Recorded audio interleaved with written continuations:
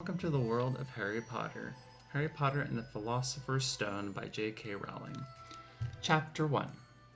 The Boy Who Lived. Mr. and Miss Dursley of Number 4 Privet Drive were proud to say that they were perfectly normal, thank you very much. They were the last people you'd expect to be involved in anything strange and mysterious, because they just didn't hold with such nonsense. Mr. Dursley was the director of a firm called Grunnings, which made drills. He was a big, beefy man with hardly any neck, although he did have a very large mustache. Miss Dursley was thin and blonde and had nearly twice the usual amount of neck, which came in very useful as she spent so much of her time craning over garden fences and spying on the neighbors. The Dursleys had a small son called Dudley, and in their opinion there was no finer boy anywhere. The Dursleys had everything they wanted, but they also had a secret, and their greatest fear was that somebody would discover it. They didn't think they could bear it if anyone found out about the Potters. Miss Potter was Miss Dursley's sister, but they hadn't met for several years. In fact, Miss Dursley pretended she didn't have a sister, because her sister and her good-for-nothing husband were as un-Dursleyish as it was possible to be. The Dursleys shuddered to think what the neighbors would say if the Potters arrived in the street. The Dursleys knew that the Potters had a small son too, but they had never even seen him. This boy was another good reason for keeping the Potters away. They didn't want Dudley mixing with a child like that. When Mr. and Mrs. Dursley woke up on the dull gray Tuesday, our story starts.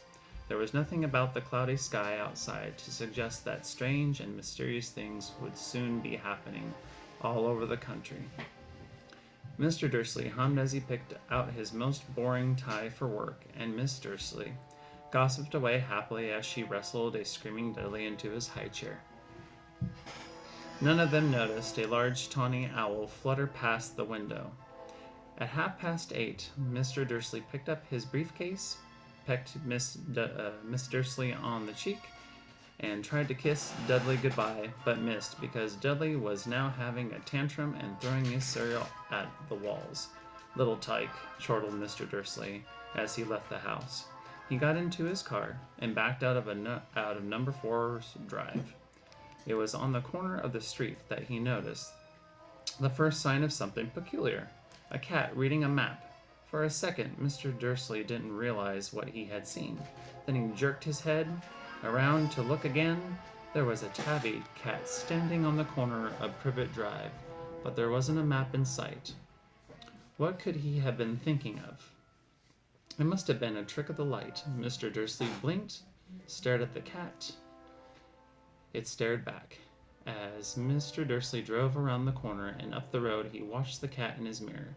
It was now reading the sign that said Privet Drive. No, looking at the sign, cats couldn't read maps or signs. Mr. Dursley gave himself a little shake and put the cat out of his mind. As he drove towards town, he thought of nothing except a larger order of drills he was hoping to get that day. But on the edge of town, drills were driven out of his mind by something else. As he sat in the usual morning traffic jam, he couldn't help notice that there seemed to be a lot of strangely dressed people about. People in cloaks. Mr. Dursley couldn't bear people who dressed in funny clothes. The get-ups you saw on young people. He supposed this was some stupid new fashion.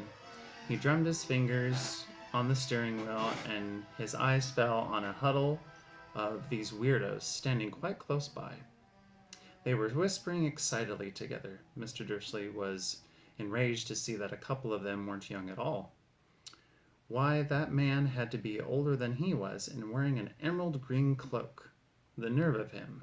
But then it struck Mr. Dursley that this was probably some silly stunt. These people were obviously collecting for something. Yes, that would be it. The traffic moved on, and a few minutes later, Mr. Dursley arrived in the Grunnings car park, his mind back on drills. Mr. Dursley always sat with his back to the window in his office on the 9th floor.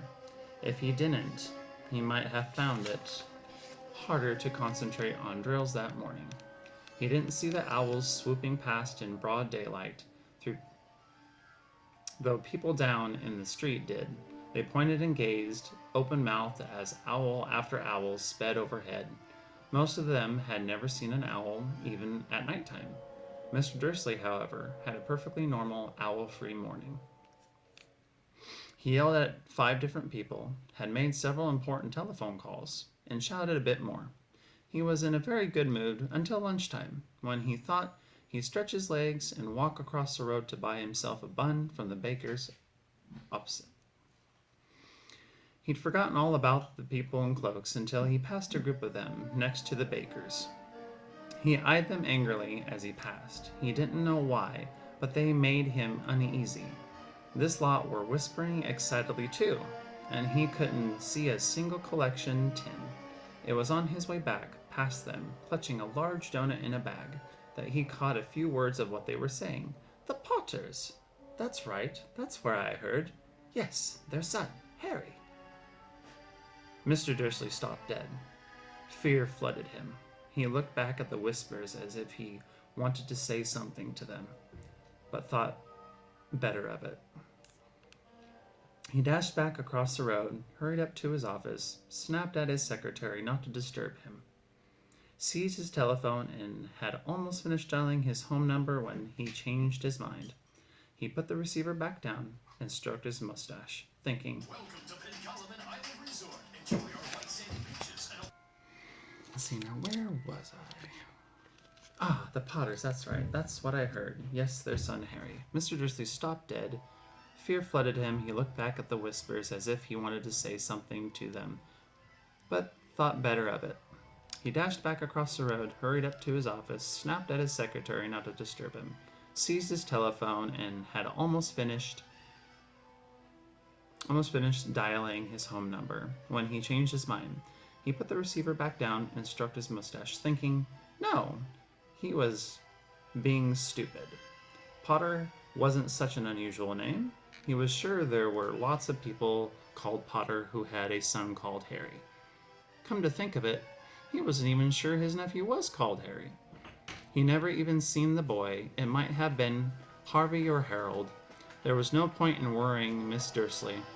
She always got so upset at any mention of her sister.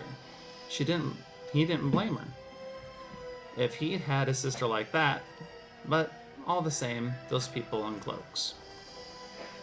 He found it a lot harder to concentrate on drills that afternoon, and when he left the building at 5 o'clock, he was still so worried that he walked straight into someone just outside the door.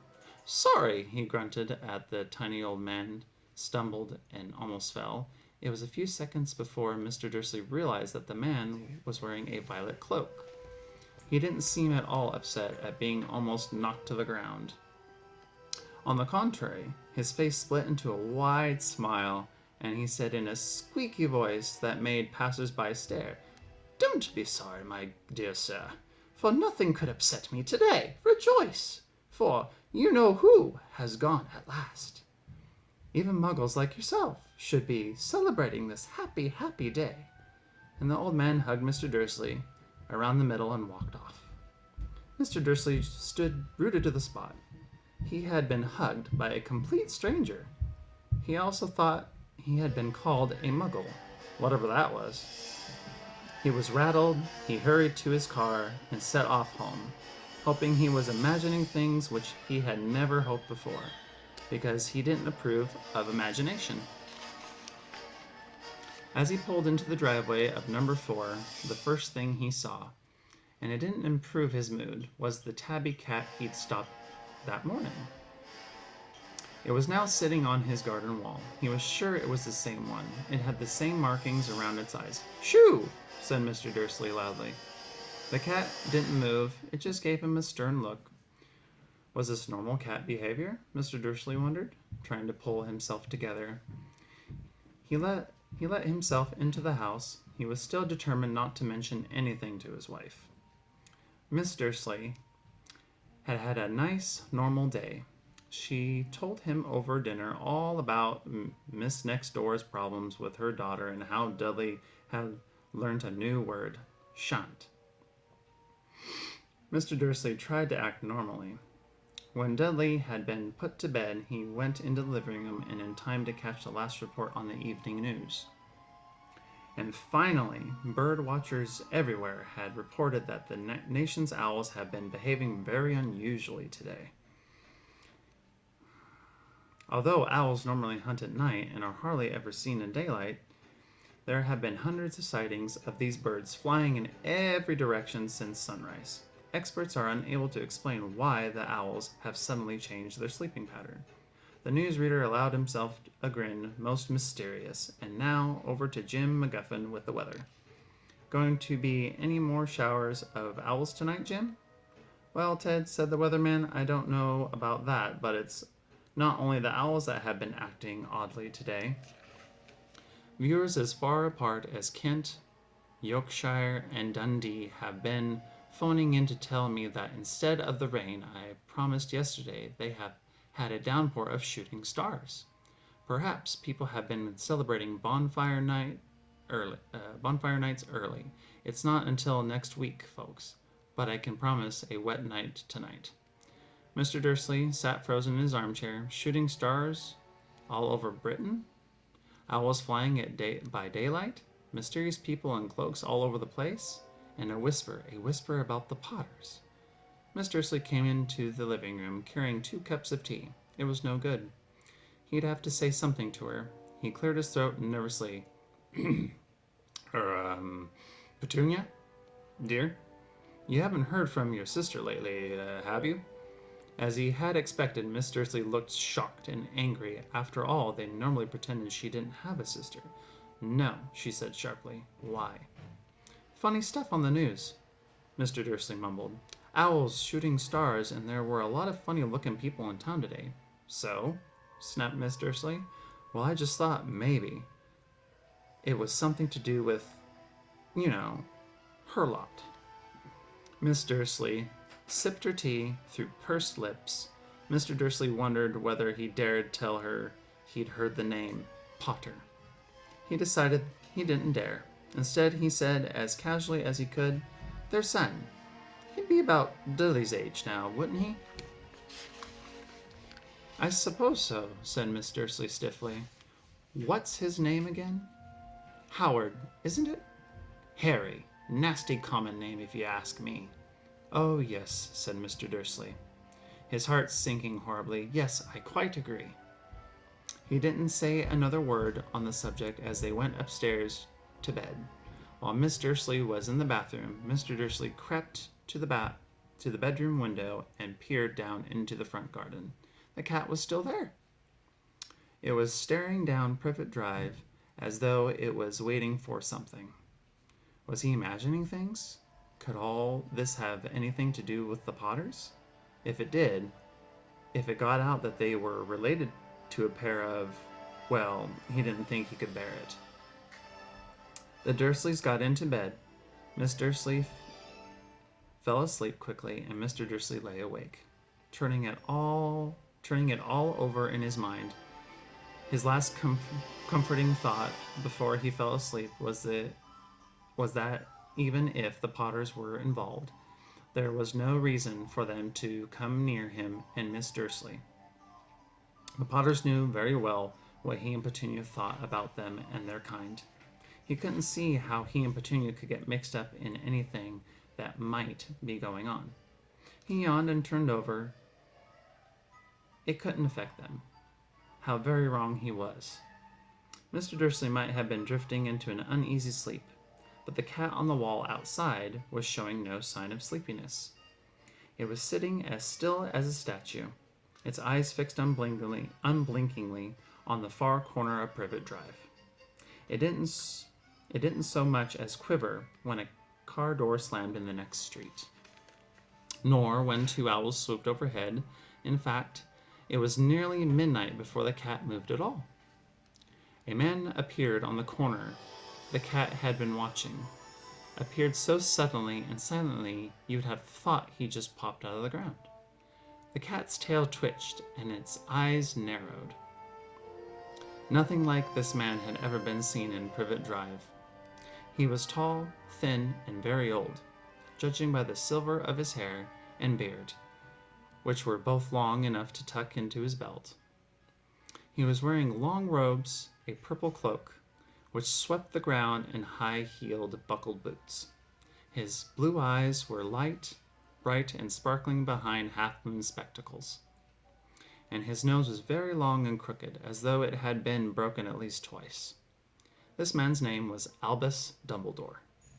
Albus Dumbledore didn't seem to realize that he had just arrived in a street where everything from his name to his boots was unwelcome.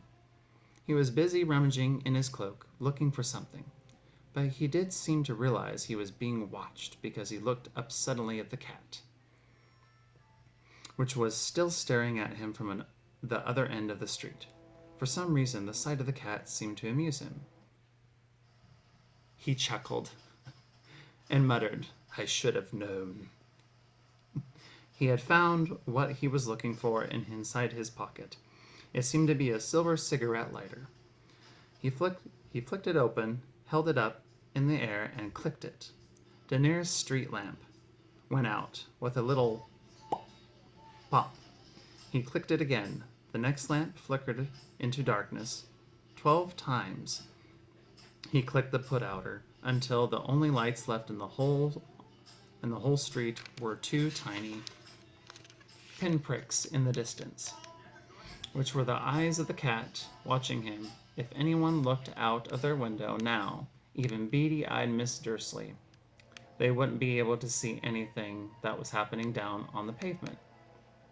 Dumbledore slipped the put-outer back inside his cloak and set off down the street towards number 4, where he sat down on the wall next to the cat. He didn't look at it, but after a moment he spoke to it. "Fancy seeing you here, Professor McGonagall." He turned to smile at the tabby, but it had gone instead. Instead, he was smiling at a rather severe-looking woman who was wearing square glasses, exactly the shape of the markings the cat had around its eyes.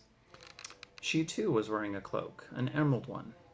Her black hair was drawn into a tight bun. She looked distinctly ruffled. "How did you know it was me?" she asked. "My dear Professor, I've never seen a cat sit so stiffly. You'd be stiff if you'd been sitting on a brick wall all day," said Professor McGonagall. "All day? When you could have been celebrating? I must have passed a dozen feasts and parties on my way here." Professor McGonagall sniffed angrily. "Oh, yes, everyone's celebrating all right," she said impatiently. "You'd think they'd be a bit more careful, but no, even the Muggles have noticed something's going on. It was on their news."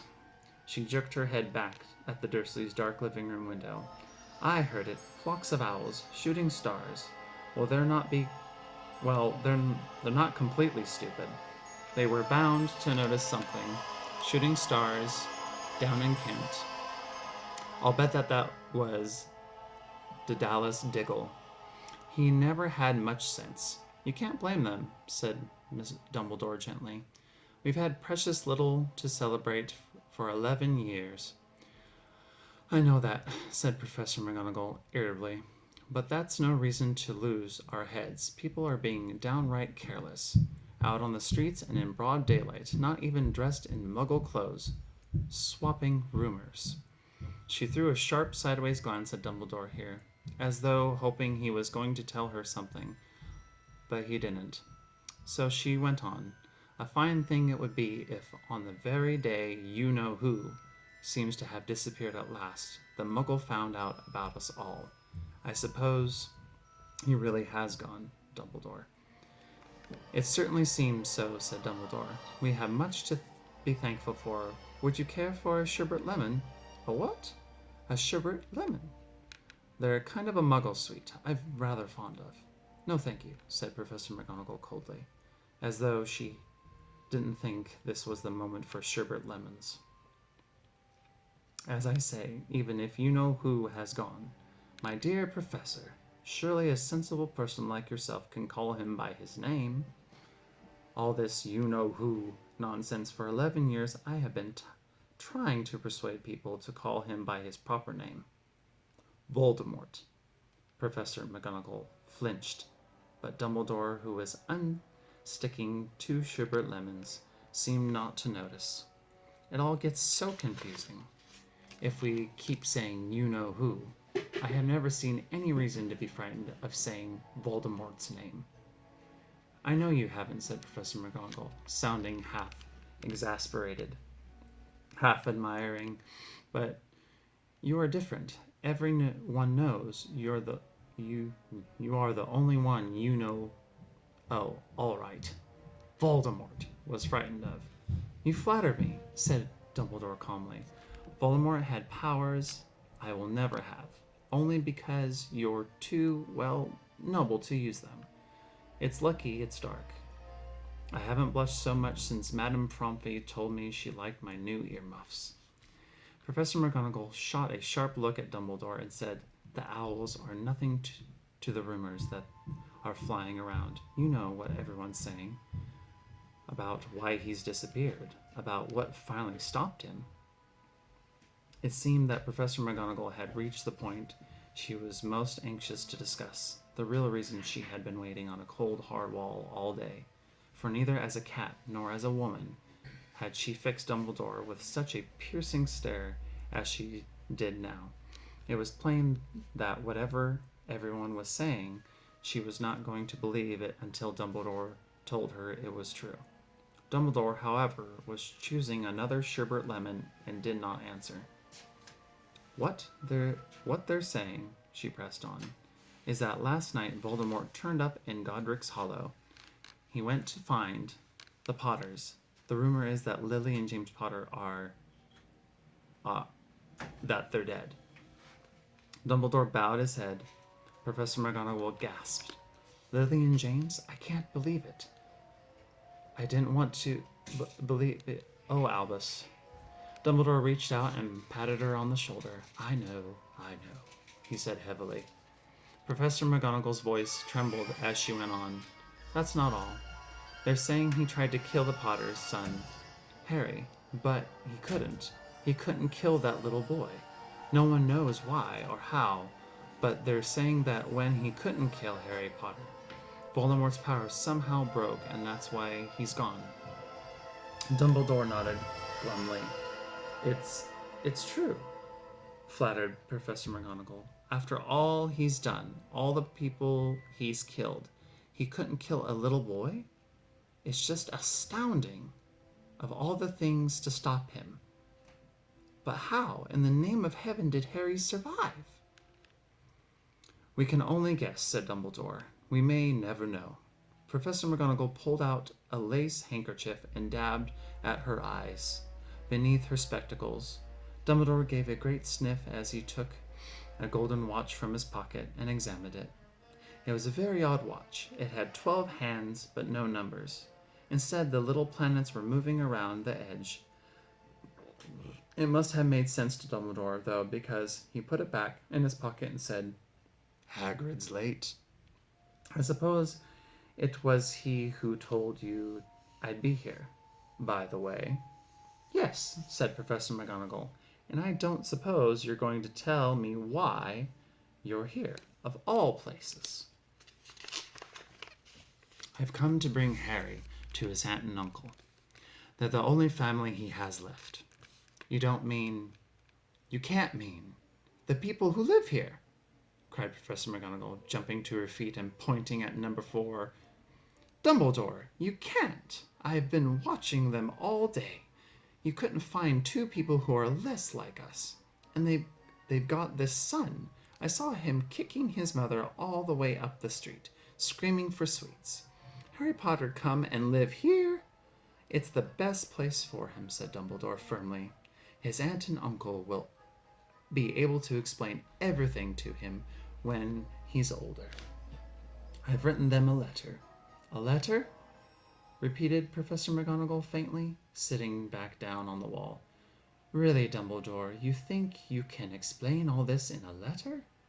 These people will never understand him. He'll be famous, a legend, and I wouldn't be surprised if today was known as Harry Potter Day in future, and there will be books written about Harry. Every child in our world will know his name. Exactly, said Dumbledore, looking very serious over the top of his half-moon's glasses. It would be enough to turn any boy's head, famous before he can walk and talk, famous for something he won't even remember. Can't you see how much better off he'll be growing up away from all that he's ready to take it? Growing away from all that until he's ready to take it. Professor McGonagall opened her mouth, changed her mind, swallowed, and then said, Yes, you're right, of course. But how is the boy getting here, Dumbledore? She eyed his cloak suddenly, as though she thought he might be hiding Harry underneath it.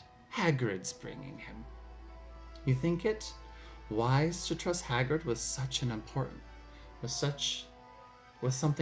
as important as this? I'm not saying his heart isn't in the right place, said Professor McGonagall grudgingly. I would trust Hagrid with my life, said Dumbledore. I'm not saying his heart isn't in the right place, said Professor McGonagall grudgingly. But you can't pretend he's not careless. He does tend to... What was that? A low rumbling sound had broken the silence around them. It grew steadily louder as they looked up and down the street from the sign of a headlight. It swelled to a roar as they both looked up at the sky, and a huge motorbike fell out of the air and landed on the road in front of them. If the motorbike was huge, it was nothing to the man sitting astride it. He was almost twice as tall as a normal man and at least 5 times as wide. He looked simply too big to be allowed, and so wild. Long tangles of bushy black hair and beard hid most of his face. He had hands the size of dustbin lids, and his feet in their leather boots were like baby dolphins. In his vast muscular arms he was holding a bundle of blankets. Hagrid, said Dumbledore, sounding relieved. At last, and where did you get that motorbike? Borrowed it, Professor Dumbledore, sir, said the giant, climbing carefully off the motorbike as he spoke. Young Sirius Black lent it me. I've got him, sir. No problems, were there? No, sir. House was almost destroyed, but I've got him out all right before the Muggles started swarming around. Little tyke, he fell asleep as we were flying over Bristol. Dumbledore and Professor McGonagall bent over the bundle of blankets inside. Just visible was a baby boy fast asleep under a tuft of jet black hair over his forehead. They could see a curiously shaped cut, like a bolt of lightning. Is that where? Whispered Professor McGonagall. Yes, Dumbledore. He'll have that scar forever. Couldn't you do something about it, Dumbledore? Even if I could, I wouldn't. Scars can come in useful.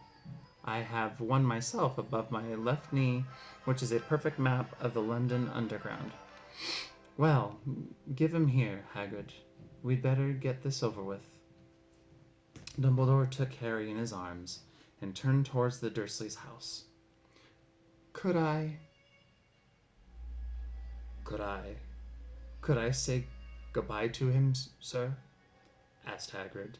He bent his great shaggy head over Harry and gave him what must have been a very scratchy, whiskery kiss. And suddenly Hagrid let out a howl like a wounded dog. Shh! Hissed Professor McGonagall. You'll wake the Muggles.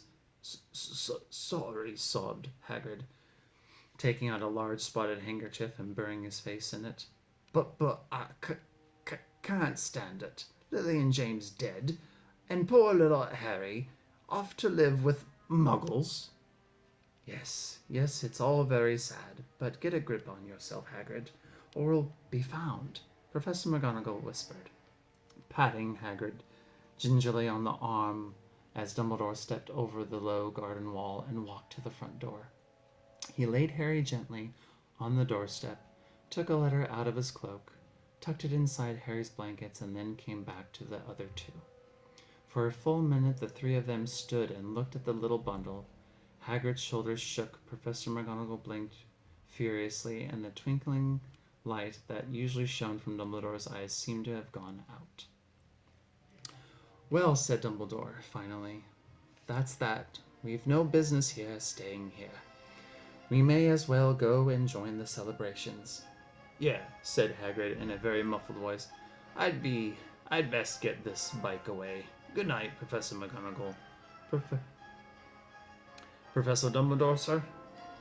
Wiping his streaming eyes on his jacket sleeve, Hagrid swung himself onto the motorbike and kicked the engine into life. With a roar, it rose into the air and off into the night. "I shall see you soon, I expect," Professor McGonagall said. Dumbledore nodding to her, Professor McGonagall blew her nose in reply. Dumbledore turned and walked back down the street. On the corner he stopped and took out the silver put-outer. He clicked it once, and 12 balls of light sped back to their street lamps, so that Privet Drive glowed suddenly orange, and he could make out a tabby cat slinking around the corner at the other end of the street. He could just see the bundle of blankets on the step of number 4. "Good luck, Harry," he murmured. He turned on his heel, and with a swish of his cloak, he was gone. Silent and tidy under the inky sky, the very last place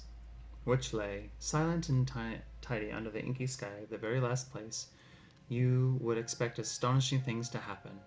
Harry Potter rolled over inside his blankets, without waking up. One small hand closed on the letter beside him, and he slept on, not knowing he was special, not knowing he was famous, not knowing he would be woken in a few hours' time by Miss Dursley's screams, as she opened the front door to put out the milk bottles, nor that he would spend the next few weeks being prodded and pinched by his cousin Dudley. He couldn't know that at this very moment people meeting in secret all over the country were holding up their glasses and saying in hushed voices, "To Harry Potter, the boy who lived!" And that concludes Harry Potter and the Philosopher's Stone, Chapter 1. Join us next time, or someone else of our friends, for Chapter 2, The Vanishing Glass. And so ends Chapter 1.